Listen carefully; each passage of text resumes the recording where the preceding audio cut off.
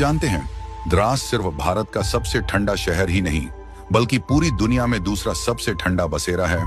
सिर्फ साइबेरिया के ओयम्याकोन के बाद यहाँ तापमान -45 डिग्री सेल्सियस तक गिर जाता है।